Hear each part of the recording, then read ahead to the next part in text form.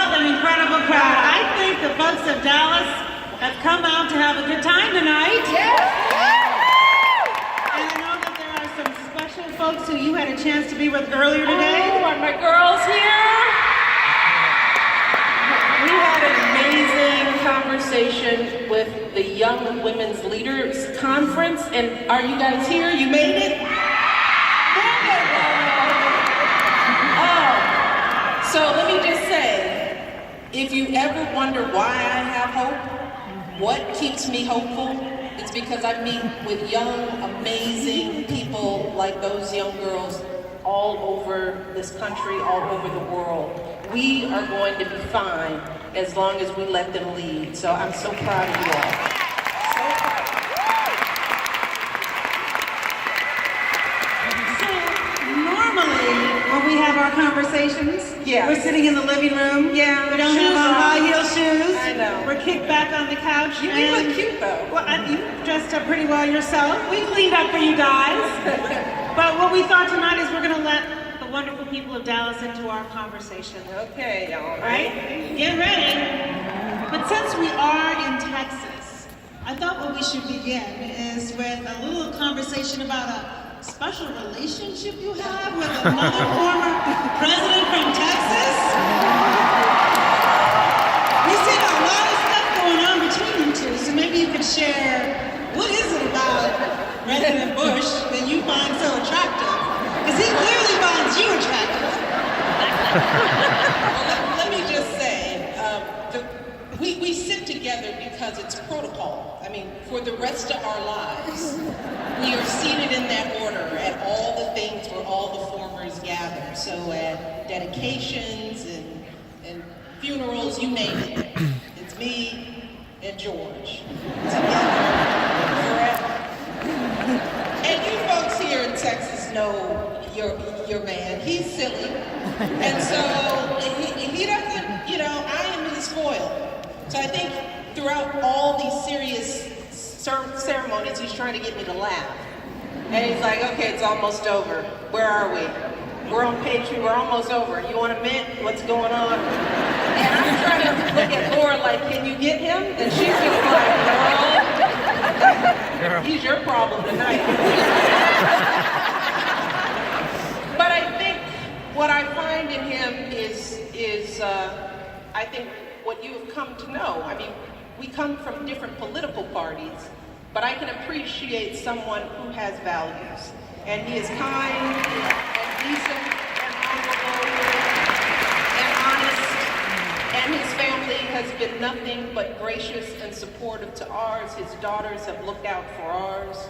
And I think that what people see in that is the hope that we can get beyond partisanship, that we can see each other as human beings, that just because we don't agree on policy doesn't mean that one of us is better or worse. We are still Americans, all working towards the same goal. And I think that that's the thing that attracts people to our friendship.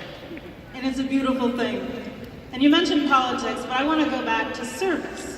Because you and I first met, and I told the audience before you came out, the first impression you made on me, basically a badass, right? But that didn't just happen by accident. It happened because of how you were raised. It happened because of your parents and your brother and the extended family in which you grew up in the south side of Chicago. And south side of Chicago, yes.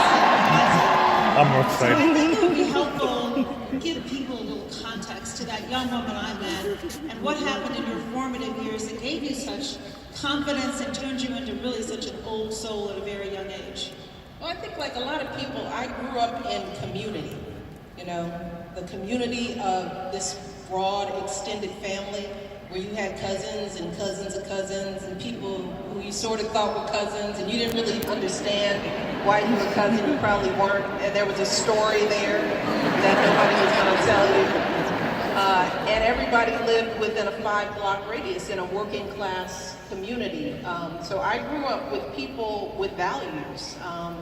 In neighborhoods where kids actually listen to the adults, So if you walked on somebody's grass or did something wrong, neighbor lady X was going to call your mother, and your mother wasn't going to curse out neighbor lady X. She was actually going to whip your behind because you were supposed to respect your elders.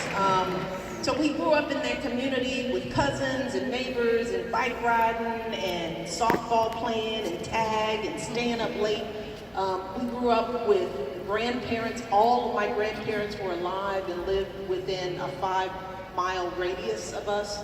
So you were at Christmas over such and such and celebrated every birthday because my mother and father both had lots of brothers and sisters. So we saw our parents living out the values of family and community and service. I had an aunt who was a music teacher who taught all the kids in the neighborhood and opened up the church basement for what she called an operetta workshop to expose young kids in the inner city to opera and music and acting and learning your notes and your scales. I saw her serving. My father was a precinct captain, so he was one of those people who would go to door to make sure that our neighbors had their needs met. So we grew up with these values.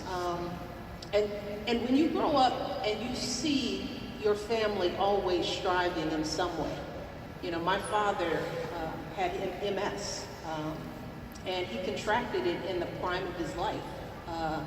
And imagine a young man who was a boxer and a swimmer before he had kids not being able to walk without the assistance of a cane.